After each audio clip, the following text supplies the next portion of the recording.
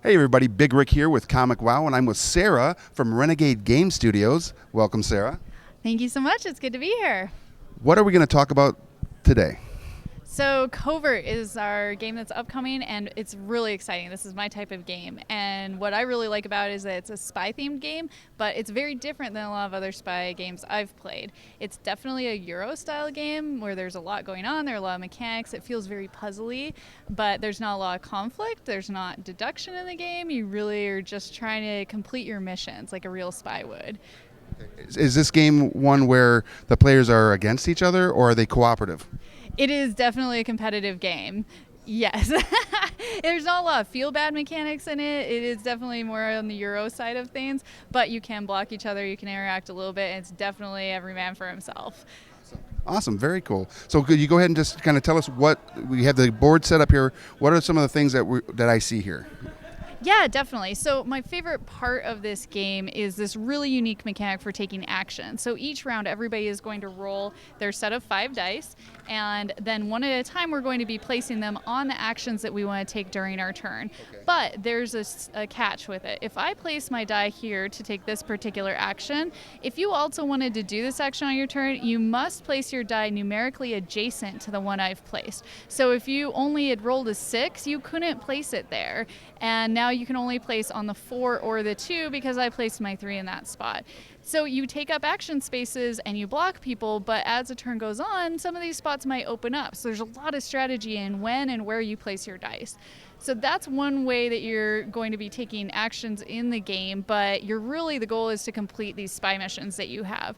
In order to complete a spy mission, you're going to need to have a few different items, equipment. You might also need to be in a particular location. So one of these actions allows you to move around on the board, and so you'll be moving your meeple from one European city to the next, trying to get them in position correctly in the correct cities for your missions. And then you'll also need to collect equipment. Once you have everything you need, you complete the mission, you get some points. And if you've completed at least 6 missions, then the game ends and you count up points.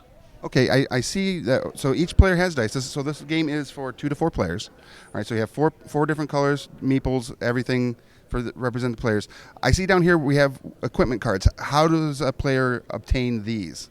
This is another part of this game that I absolutely love. One of the actions up here is to take an equipment card. You can only take it from a location that you are in, though. So if I'm in the purple area up here, I can take the card that's in the purple spot there.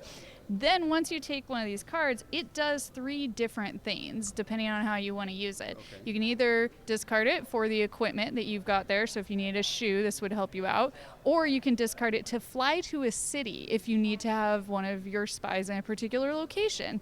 Or you can use it for a special action. So if you're just having a tough time and you really need something specific to happen, these special actions can really give you a bonus that you wouldn't otherwise get. I also see that we have some dossier type things. Well, what are these? These are actually player screens that give you a little bit of help during the game. They tell you about all the different icons, which there aren't a lot of them, but this just sort of lay them out, and then the special actions that you can take as well if you get those cards or special action tokens. Let me see one real quick. So if we're playing, this also represents I can keep my secrets behind the... Secret info in this game, so Okay. that helps out. Awesome. Very cool. Is there anything else about the game? Like what is, you said 6 completed missions is the win factor.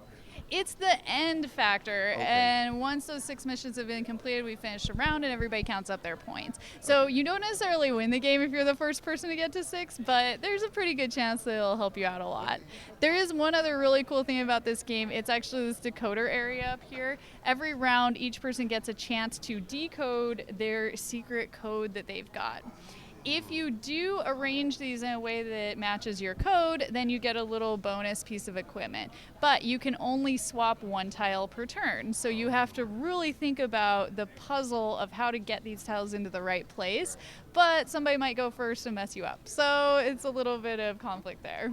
So that's basically Covert. All right. Well, there you have it, everybody. Thank you, Sara, for showing us this. Thank you for having me. And that's Covert. So go to your local hobby shop and game store and pick it up when it comes out. It comes out later this year. September 14th. We're almost there. And there you have it. So go to your local game store, pick it up, and if they haven't got it yet, or well, when they do, order it. Have them order it. Get it in that shop and buy that game. Thanks, guys.